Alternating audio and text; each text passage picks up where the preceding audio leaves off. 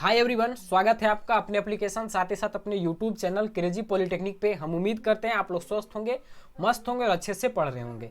तो आज हम लोग इलेक्ट्रिक व्हीकल्स यूनिट 2 का लेक्चर नंबर फर्स्ट बनाने जा रहे हैं। यूनिट 2 में आपको पढ़ना है electric motor used in EVs. EVs में जो मोटर यूज होते हैं उसके बारे में आपको पढ़ना है। तो ये जो सेशन है इसमें हम लोग एक ओवरव्यू लेने वाले हैं कि इलेक्ट्रिक व्हीकल्स में हमारा कौन कौन से मोटर का हम लोग उपयोग करते हैं।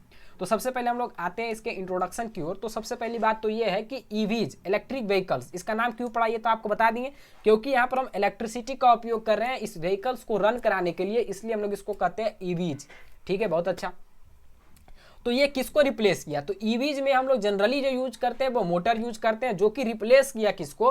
पहले जो कन्वेंशनल व्हीकल्स था वहां पर हमारा इंजन होते थे, आईसी इंजन, उसको हटाकर उसके जगह पर हम लोग जो है वो इलेक्ट्रिक व्हीकल्स के रूप में हम इलेक्ट्रिक मोटर का उपयोग करने लगे। तो इलेक्ट्रिक मोटर पूरे व्हीकल सिस्टम में, मतलब ईवीज में मोस्ट इंपॉर्टेंट पार्ट होता है, क्योंकि इसके बिना हम सोच भी नहीं सकते हैं कि हम किसी भी तरीके से ईवी को बना लें। ठीक है, तो मोटर जो हमारा होता है वो पूरे ईवी का मोस्ट इंपॉर्टेंट पार्ट होता है। इसका काम क्या होता है? तो जो हमारा कन्वेंशनल व्हीकल्स में जो हमारा आईसी इंजन का काम होता था वही काम इसका भी होता है। आईसी इंजन क्या करता था? तो वो हमारा डीजल या पेट्रोल इसका उपयोग करके जनरली वो क्या करता था, तो उसको बर्न करके पिस्टन रन होता था, मैकेनिकल आउटपुट हमको मिलता था।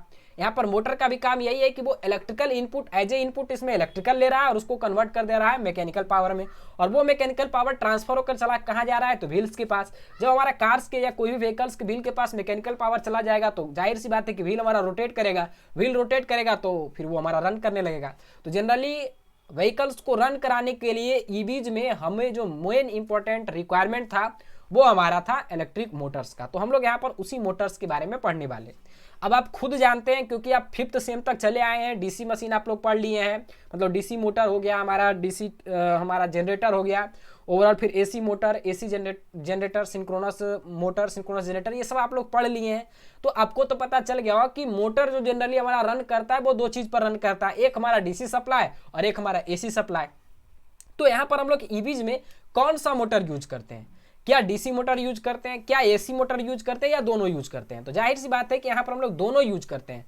अकॉर्डिंग टू एप्लीकेशन के अनुसार हम लोग जो है वो अलग अलग व्हीकल्स में अलग अलग तरीके का मोटर का हम लोग यूटिलाइज करते हैं। तो जनरली मोटर हमारा डीसी मोटर का भी यूज होता है और एसी मोटर का भी यूज होता है। तो दो ही तरह का मोटर होता है, या तो डीसी होगा नहीं तो एसी होगा, क्योंकि सप्लाई ही हमारे पास दो तरीका का होता है, या तो डीसी सप्लाई होता है नहीं तो एसी सप्लाई होता है। तो इन्हीं दोनों सप्लाई के आधार पर हमारा दो मोटर होता है, एक डीसी मोटर और एक हमारा एसी मोटर। डीसी मोटर में भी हमारा दो तरीके का मोटर होता है। एक मोटर होता है जिसमें हमारा ब्रशेस होता है, तो उसको हम लोग कहते हैं ब्रश्ड डीसी मोटर, और एक हम लोग कहते हैं ब्रशलेस डीसी मोटर, जहां पर कि ब्रश का अरेंजमेंट नहीं होता है। तो इन दोनों के बारे में हम लोग पढ़ेंगे कि ब्रश्ड मोटर ज्यादा अच्छा है या ब्रशलेस मोटर ज्यादा अच्छा है, और साथ ही साथ फिर हम लोग एसी मोटर के बारे में पढ़ने वाले हैं। तो यहाँ पर हम कुछ पॉइंट लिखे हैं, मुश्किल से 2-4 मिनट लगेगा इसको पढ़ने में और बहुत ही अच्छे से आपको क्लियर हो जाएगा। तो कहता है कि ईवीज मतलब electric vehicles use traction motor. Electric vehicle जो हमारा है वो ट्रैक्शन मोटर का यूज करता है।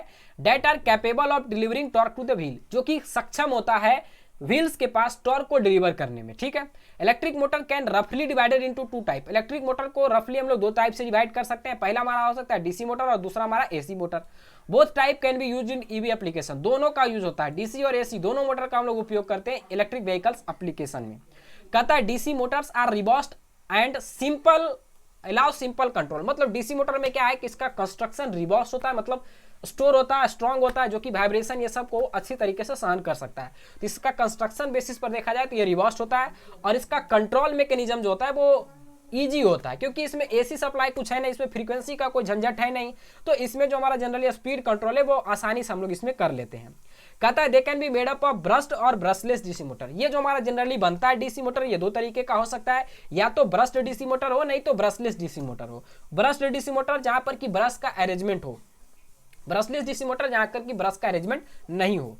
कहता है brushed DC motor are mature technology that provide low cost. Brushed DC motor जो होता है ये टेक्नोलॉजी सबसे बेहतर, मैच्योर मतलब जैसे हम लोग कहते हैं हम लोग मैच्योर में जा रहे हैं, मतलब एक अच्छा टेक्नोलॉजी ये है जो कि हमारा लो कॉस्ट, इसमें कॉस्टिंग भी हमारा कम लगता है, high torque at low speed पर एक अच्छा टॉर्क भी हमको ये प्रोवाइड करके दे देता है, इजी स्पीड कंट्रोल है, इजी स्पीड कंट्रोल भी इससे कर लेते हैं, लेकिन फिर भी इसका हम उपयोग ज़्यादा नहीं करते हैं। ब्रस्ट डीसी मोटर की बात करें कि ब्रस्ट डीसी मोटर जो हमारा है इसमें हमारा इसका कॉस्टिंग बहुत ही कम होता है, कम दाम में हमको प्रोवाइड हो जाता है। इसका high torque at low speed पर एक अच्छा टॉर्क को भी प्रोवाइड कर देता है और इजी स्पीड कंट्रोल भी है, लेकिन फिर भी इसका हम लोग उपयोग नहीं करते हैं।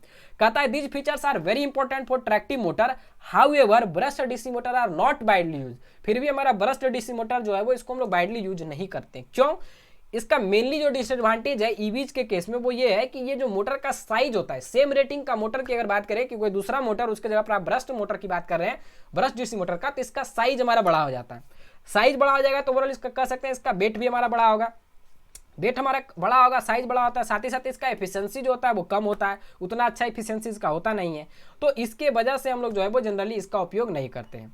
कहता है required for the frequent maintenance, और साथ ही साथ क्योंकि इसमें ब्रश असेंबली है, ब्रश इसमें लगा हुआ है, तो ब्रशेस क्या है टाइम टू टाइम वो घिसते जाता है। जब वो टाइम टू टाइम घिसते जाएगा तो उसको हमको मेंटेनेंस करना पड़ता है, अच्छा लुब्रिकेशन वहाँ पर प्रोवाइड करना होता है, टाइम टू टाइम ब्रश को चेंज करना पड़ता है, तो इसमें मेंटेनेंस का ज़्यादा रिक्वायरमेंट है। और हमें ऐसा कोई भी आप खुद सोचिए कि आप कोई एक व्हीकल्स कोई गाड़ी बना रहे हैं, गाड़ी में आप जो है वो उसको 10 दिन चलाएं, अगला 11वां दिन आपको मेंटेनेंस करना जाना पड़े तो आपको अच्छा लगेगा, खुद ही है, क्योंकि यार डिस्टर्बिंग चीज़ ये है। तो इसीलिए इसका यूज हम लोग नहीं करते क्योंकि इसमें फ्रीक्वेंटली मेंटेनेंस करने की हमको रिक्वायरमेंट पड़ते रहती है। तो इस वजह से हम लोग ब्रशलेस मतलब ब्रश डीसी मोटर का उपयोग बहुत ही कम रेयरली होता है। ठीक है, तो भाई कहता है low efficiency and requirement for frequent maintenance due to brush and collector structure. ठीक है, कहता है brushless DC motor have much higher efficiency. हमारा ब्रशलेस डीसी मोटर जो होता है उसमें हमारा इसका एफिशिएंसी जो होता है वो बहुत ही अच्छा होता है। ब्रश डीसी मोटर के कंपैरिजन में ब्रशलेस डीसी मोटर का एफिशिएंसी अच्छा होता है।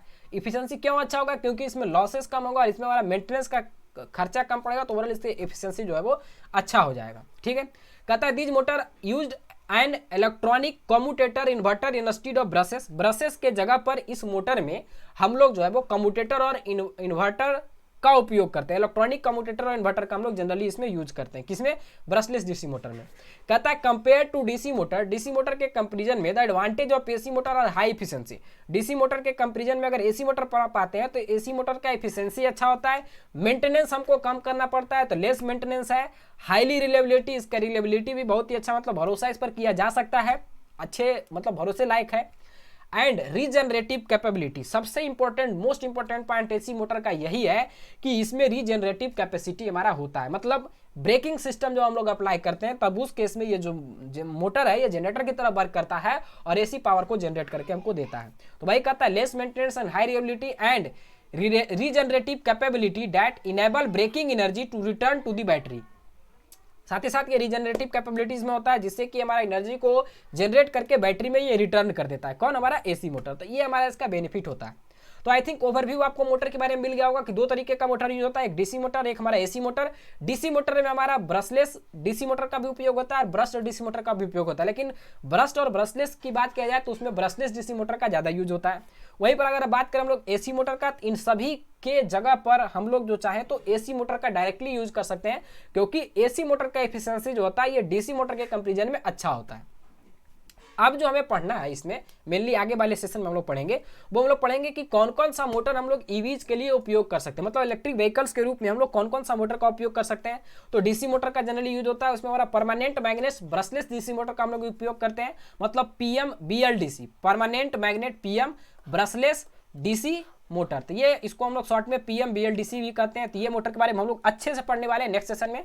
फिर हम लोग पढ़ेंगे इंडक्शन मोटर के बारे में, फिर हम लोग पढ़ेंगे परमानेंट मैग्नेट सिंक्रोनस मोटर के बारे में और स्विच रिलक्टेंस मोटर के बारे में।